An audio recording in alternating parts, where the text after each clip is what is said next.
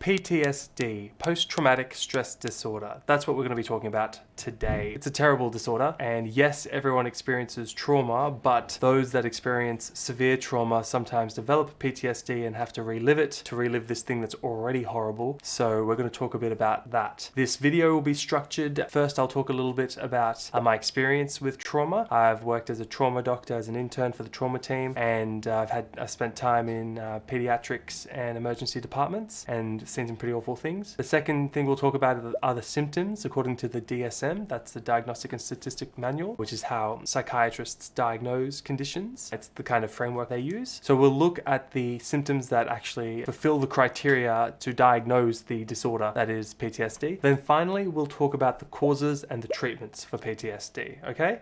So let's begin, but before we get into it, I'll just introduce myself. Hello, my name's Dr. Sil. I'm a junior doctor working in Sydney, Australia, and in my free time I enjoy making YouTube videos, usually about mental health, but also about my experience as a doctor and all those sorts of things. So if you enjoy this kind of content, you can consider subscribing if you like. Anyway, let's kick on with the video. So I just wanted to start by talking about how trauma is really in the eye of the beholder, in a sense. And that means that negligible of how good a life you have, it's probably impossible to have a life without trauma. Everyone experiences trauma at some point in their life. And although that's not ideal, it's part of the experience and it's normal, and it often doesn't cause functional impact afterwards. PTSD occurs when the severe trauma causes functional impact afterwards. It stops you from being able to have relationships or work normally. Now, as a medical student and junior doctor, I've seen quite traumatic events happen and been involved in traumatic resuscitations, and I've personally experienced flashbacks of some of the horrible kind of situations I've been involved with. You know, when we're having an unsuccessful resuscitation of a baby, that's an awful thing that I'll never forget. Although I get intrusive flashbacks every now and then, it doesn't affect me in a way that causes functional impairment. I'm still able to work, I'm still able to do my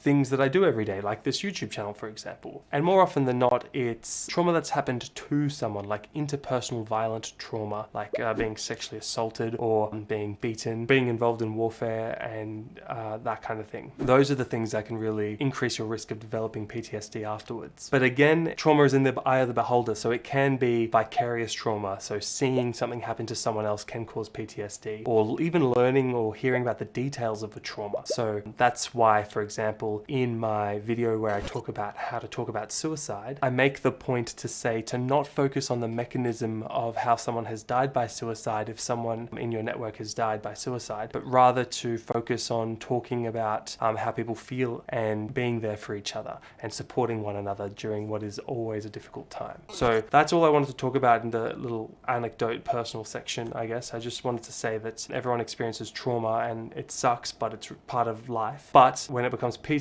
is when it fulfills the following symptoms. So let's now talk about the symptoms of PTSD. Look, for accuracy's sake, I'm going to work off the DSM-5 here, and the DSM-5 essentially break it down into different criteria. The first criteria is probably the easiest one to remember. It's that you need to have experienced a trauma. Obviously, with post-traumatic stress disorder, there is a trauma. But what's not obvious is that it doesn't have to be something that happens to you. As I said before, it can be something you hear about, something learning that a loved one was exposed to a trauma, or just witnessing a trauma. That's criterion A. Criterion B, this is the psychological symptoms. And really these are characterized by intrusion. So these are things like flashbacks or nightmares and unwanted and upsetting memories. And I've seen this often, especially in my term as a trauma doctor. I've talked with patients who have been, sometimes hit by cars, sometimes they were stabbed in a violent interaction, and whatever it is, in trauma surgery, you're dealing with people who are experiencing trauma. So obviously we see a lot of post-traumatic stress, and nightmares is really, really common after a traumatic event,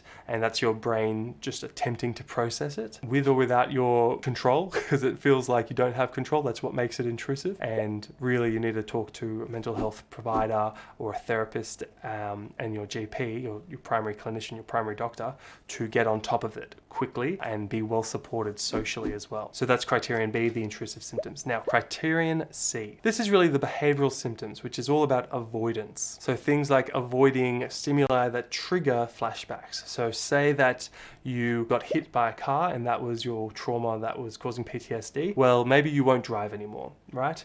And just the other day I was talking to a patient who we were doing a follow-up check-in with him, and they hadn't driven since a car accident, and they said to me, because they had no reason to drive, I'm sorry, but if you have a car and you know how to drive, you'll usually drive. So I asked more questions, what's been going on? And he revealed to me he's been having nightmares, sleeping poorly, and he's scared of driving. These were all sounding very much like PTSD. I didn't diagnose him though. I just said, you're at risk of PTSD and you need to see your GP to establish what in Australia we have a mental health care plan where you get 10 sessions with a psychologist or a review by a psychiatrist. I gave him the resources and information to do that. But yeah, those are the behavioral symptoms, which is criterion C. The other criterions kind of are the consequence of the first three. So obviously if you are having nightmares, you're sleeping like crap, and so you'll have low mood and irritability. That's the criterion D. And the rest of the criterion aren't too important. They just kind of talk about nitpicky things. So for example, they talk about how long the symptoms have to last for, and generally they have to last for 1 month at least. So if you've had these kind of symptoms, but it's only for about 2 weeks, that's actually quite a normal kind of, I guess, grieving or coping process. But it's when they become persistent more than a month that you would be diagnosed with a disorder. Now let's take a little bit of time to talk about the cause and the treatment of PTSD. In terms of the causes, it's not 100% known. As with all things in mental health medicine, it's a mix of biopsychosocial factors. People have talked about dysfunction in the hypothalamic pituitary adrenal axis, which is a release of cortisol and a stress response. People have talked about dysfunction in the endogenous opioid pathways, and also talked about dysfunction in the sleep and arousal systems in the brain. Now, whether these are cause and effect is a little bit harder to tease apart, but really the fundamental underlying cause of PTSD is the T, the trauma. Usually don't get PTSD if you've never had a significant trauma that could cause it. Now, finally, and most importantly, let's talk about treatment. But before we do, I just wanted to make a little plug. I've just recently started a Patreon account, which is a really nice thing. Essentially, the first 25 people who sign up to my Patreon, I'll do a meet and greet phone call with. I've already started doing them and they're really nice. So if you want to kind of connect on a more personal level, that could be a really nice thing to do. Okay. So now talking about treatment. Look, treatment in PTSD is often really difficult because people who have experienced trauma rarely want to talk about it. It's like, why would you want to revisit something awful that has happened to you if you can avoid it? So you will avoid it if you can avoid it, right? Unfortunately, you can't avoid it because if you have PTSD, it's unconsciously, without your control, coming back into your mind. So the only way to get on top of that is by controlling how it comes back into your mind, and that's by purposefully talking about it with a psychotherapist. So the different types of therapies that are available that are quite effective are exposure psychotherapy, where you're in a safe space and you slowly inch your way to talking about the traumatic events to the point where they stop traumatizing you as much. You kind of weaken them by revisiting them with a skilled therapist. And there's also group therapy, where you connect with other people because you're not alone. And I know you feel alone because that's one of the main kind of things I hear about PTSD, but you're not. There are other people that are in the same boat as you. And humans are social creatures. So when we connect with other people who have the same suffering, the same story, we connect deeper, and you can create healing relationships for sure. So that's the psychotherapy stuff. There's also medications that can help. So SSRIs, antidepressants, things like fluoxetine. These have been shown to be pretty effective in reducing nightmares and reducing flashback incidence rate. And sometimes a skilled practitioner may also prescribe benzodiazepines to help reduce the hyper-arousal state, that really intense stress, anxious state that people get in with PTSD, that can help bring it down and help them be more functional. Other common medications are sleep medications, because if you're not sleeping, everything else gets worse. Sleep is so important. I do a whole entire video about how important sleep is. You can check it out, but sleeping is important. So trying to get on top of the sleep schedule is a priority in the treatment of PTSD.